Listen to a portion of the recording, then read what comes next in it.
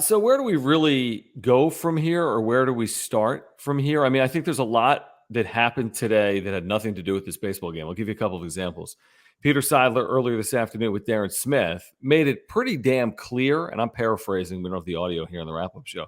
He made it pretty damn clear that both Musgrove and the Padres have serious interest in extending their agreement beyond 2022, and he would do what was necessary, again, I'm paraphrasing, to make sure that Joe Musgrove remained here beyond 2022. Of all the developments going on, Tatis right now, Machado right now, Musgrove's future, I think Musgrove's future is the biggest story because we're talking about not just 2022, but his long-term home as well. So hopefully that's good news despite what happened here today.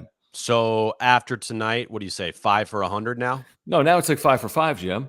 Oh, sorry, like 5 for 80? Yeah. And yeah. This start, and I know you joke, and I know you're completely kidding, and I saw your tweet. This start will impact Joe Musgrove's contract, next contract, this many dollars. Yeah. That maybe many. less. Maybe less less. than that. Maybe less than that. Less than that. That you're right. You get a little bit of peace of mind when you hear somebody in the position that Peter Seidler is talking about Joe Musgrove. Like you can hear Dennis talk about him. You can hear Kevin. You can hear AJ, whoever else it may be, talk about Joe Musgrove. But when you hear Peter Seidler mention and say that, like, it's a top priority for us to make sure we keep him in San Diego, that gives you a little bit of peace of mind.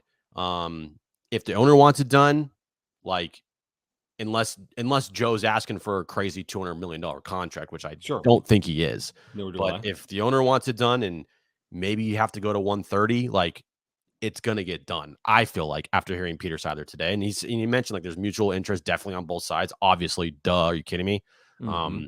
We heard Joe talk to Marty a couple days ago when he got brought off the COVID IL, and he's like, yeah, we're still talking. Talks are not dead. Like, it's still talking in season. And that's all encouraging. I just want it to get done like tomorrow, like just get it done so we don't have to worry about it anymore. Because even with his bad start tonight, doesn't mean anything. He is so important to this team, this fan base, this community, the pitching staff, everything. He is exactly what you want on your team. And oh, by the way, he's fucking really good.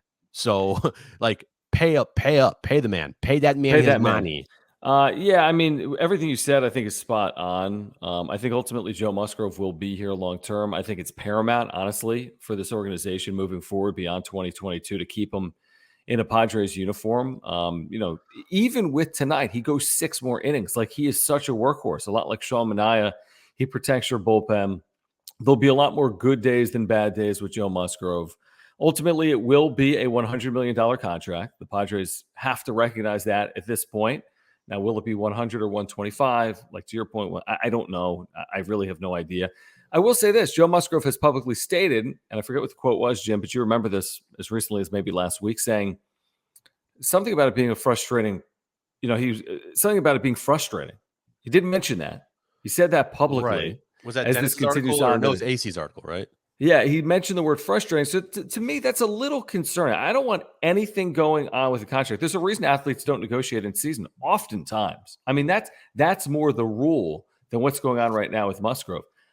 To your point, the reason I want it done is stop having this hang over him. He's been brilliant. It obviously hasn't impacted him. And I'm not equating the two today. I'm not saying because he was frustrated that has anything to do with Kyle Schwarber taking him deep. I'm just saying don't let it loom and linger over the entire season. That, to me, would be troublesome. Right. And reading it in print and then hearing him talk, I feel like there's two different, things there. Like, reading it in print, you're like, oh, shit. Mm-hmm. And then when you hear him talk about it, you're like, okay. And then when you hear Seidler talk about it, you're like, all right. Like, it's, everybody knows.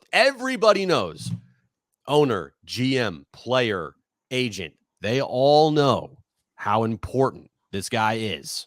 And he is to this franchise. Okay. So with that being said, and hearing all the people the important people talk about it, I definitely feel good about where this is and the prospects of him signing a long-term deal here. Now, if we get to a point where nothing gets done in season, then I will be concerned. Definitely. Well, yeah, Like, because then it's free agency. 100%. But like, Yeah. it has to get done in season, and it has to get done. What do you say? I mean, you got like the next month, right? I mean, I would think by the All-Star break. I wouldn't think it happened after the All-Star break. That's No, just because my he's gonna be named estimation. an All-Star here, like Right. next, like in 2 weeks, I think they announce. Right. Early July. Right. Or So yeah, first week of July. First week of July, he'll be announced an All-Star, and so then he got that on his resume. He could potentially be the starter of the game. Yeah, you might want to get it done here fairly soon. And make no mistake, as brilliant as Manny Machado is, as brilliant when healthy as Fernando Tatis Jr. is, the way to consistently win is with deep rotations. I mean, we're seeing this across baseball. That's unquestionable at this point. Can you win with offense? Of course you can, but just don't look further than the Phillies, who have had an up and down year, despite having a much better offense than the Padres, because their pitching has not been near as good as San Diego's. Now, their starting pitching has been good. Their bullpen hasn't been great. Ranger Suarez today looked like, dare I say it? I'm not even going to say it. He looked like Cy Young. Let me say it that way. He's good. But for Ranger Suarez to have pitches, he had innings of 7 pitches, 8 pitches, 9 pitches, and 11 pitches in the same game. 7 pitches, 8 pitches, 9 pitches, 11 pitches. John, I mean, Ranger Suarez is nice. He's tough on lefties, but that's not good. This was an automatic L once this lineup came out today. I don't care how great Joe Musgrove could have. I mean, given up, he could have gone 8 innings and 2 runs. They still lose, right? Like potentially, yeah. He would have to be. He almost was. He'd have to be close to perfect.